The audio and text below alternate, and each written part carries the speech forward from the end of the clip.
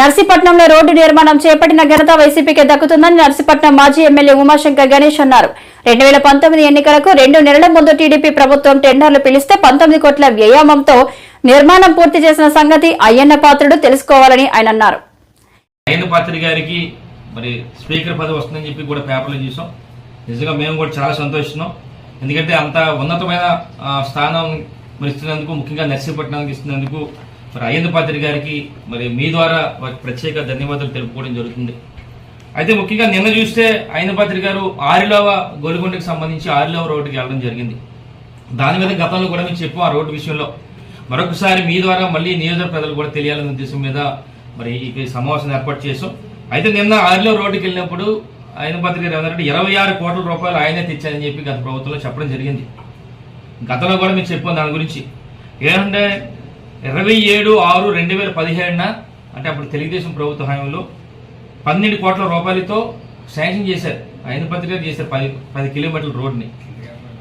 అయితే దాన్ని 1 సంవత్సరం 4 నెలల తర్వాత 3/10/2018 టెండర్ అయింది. అంటే శాంక్షన్ అయిన తర్వాత సంవత్సరం 4 నెలల తర్వాత టెండర్ అయింది. అది 4/1/2019 అగ్రిమెంట్ కూడా అయింది ఆ రోడ్డుకి సంబంధించి 10 కిలోమీటర్ల రోడ్డు. మరి జగనన్న ప్రభుత్వంలో 2019 తర్వాత ఆ కార్యక్రమం చేసాం. సుమారుగా 6.6 కిలోమీటర్లు, ఏదైతే 10 కిలోమీటర్లు శాంక్షన్ చేశారో దానికి 6.6 కిలోమీటర్లు జగనన్న ప్రభుత్వంలో మేము పూర్తి చేయడం జరిగింది ఆ రోడ్డుని. మిగతా 3.4 కిలోమీటర్ల రోడ్డు ఏంటంటే ఆరిలో ఫారెస్ట్ లో ఉంది కనుక, రిజర్వ్ ఫారెస్ట్ ఉంది కనుక అటవీ అనుమతి లేకపోవడం వల్ల పని చేయలేదు. ఏదైతే 6 కోట్ల రూపాయలతో మేము చేసామో 6 కోట్ల రూపాయలు కూడా 2021 కూడా ఆ రోడ్డు చేశారు. ఆ 10 కోట్ల రూపాయలు 6 కోట్ల రూపాయలు జగనన్న ప్రభుత్వంలో పని చేశారు. జగనన్న ప్రభుత్వంలో బిల్లు ఇచ్చాం 6 కోట్ల రూపాయలు. ఆ తర్వాత ఏదైతే 3.4 కిలోమీటర్లు అటవీ అనుమతులు రాకపోవడం వల్ల ఎవరైతే కాంట్రాక్టర్ ఉన్నారో మేము వైదొలుగుతున్నట్టుగా ఒక రిటర్న్ గా రాసి కూడా ఆయన వెళ్ళిపోయాడు ఆ కాంట్రాక్టర్. అలాగనే ఇంకోటి సుమారుగా 9/3/2019 13 కోట్ల రూపాయలతో అదే రోడ్డుకి 13 కిలోమీటర్ల రోడ్డుని తెలుగుదేశం పార్టీ హయాంలో జీవో వచ్చింది. అంటే ఎప్పుడంటే ఒక నెలలో 2019 ఎన్నికలు జరగబోతున్నాయి కనుక, అసెంబ్లీ ఎన్నికలు జరగబోతున్నాయి, 1 నెల రోజుల ముందు ఈ జీవో తేవడం జరిగింది అయ్యన్న పాత్రుడు గారు.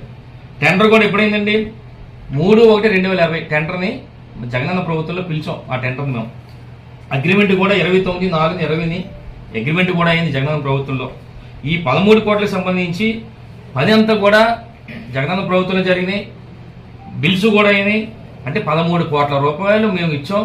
గతంలో 6 కోట్ల రూపాయలు అంటే మొత్తం 19 కోట్ల రూపాయలు. ఆయన శాంక్షన్ చేసిన 26 కోట్ల రూపాయల్లో 19 కోట్ల రూపాయలు మా ప్రభుత్వంలోనే, జగనన్న ప్రభుత్వంలో చేయడమే కాకుండా మా ప్రభుత్వంలో బిల్లులు కూడా ఇచ్చాం మేము అందరం కూడా. అంటే మిగతా 3.4 కిలోమీటర్లు ఫారెస్ట్ అనుమతులు లేకపోవడం వల్ల దాన్ని ఏం చేసామంటే మేము సీఎం గారి దృష్టికి తీసుకెళ్ళాం. అనుమతులు ఏంటంటే గతంలో అయ్యన్న పాత్రుడు గారు మినిస్టర్గా ఉన్నప్పటికీ కూడా అనుమతులు తేలేని పరిస్థితి. కానీ మేము వచ్చిన తర్వాత జగనన్న ప్రభుత్వంలో 11/4/2022 సంవత్సరంలో పర్యావరణం అడవులు మంత్రిత్వ శాఖ గవర్నమెంట్ ఆఫ్ ఇండియా వారు అనుమతులు ఇవ్వడం జరిగింది. అంటే మేము అనుమతులు తెచ్చాం. అంటే ఒక్కసారి మళ్ళీ ఒకసారి ఏం చెప్పేది ఏంటంటే అయ్యన్న పాత్రుడు గతంలో మంత్రిగా ఉన్నప్పటికీ కూడా అనుమతులు తేలేపోయారు. కానీ మేము ఈ అనుమతులు గవర్నమెంట్ ఆఫ్ ఇండియా నుంచి అనుమతులు కూడా తేవడం జరిగిన సంగతి మరి మీ ద్వారా తెలియపరచడం జరుగుతుంది. అనుమతులు వచ్చిన తర్వాత ఆ 3.4 కిలోమీటర్లు కూడా మరి రోడ్డు వేయడం జరిగింది. మరి అంత బ్రహ్మాండంగా రోడ్డు వేస్తుంటే ప్రజలందరూ కూడా సంతోషిస్తుంటే ఎంతో ఎప్పుడూ జరగాల కొన్ని సంవత్సరాల నుంచి కూడా ఎన్నో ఇబ్బందులు పడుతున్నాం. ఇప్పుడు బాగా వేసారని చెప్పి ఆ ప్రజలందరూ కూడా ఎంతో బ్రహ్మాండంగా మరి అనుకుంటుంటే మరి నిన్న వెళ్ళి అయ్యన్న పాత్రుడు గారు అంటారు కలవట్లు లేవు, ఇక్కడ కలవట్లు లేకుండా ఎలాగేస్తారంటారు.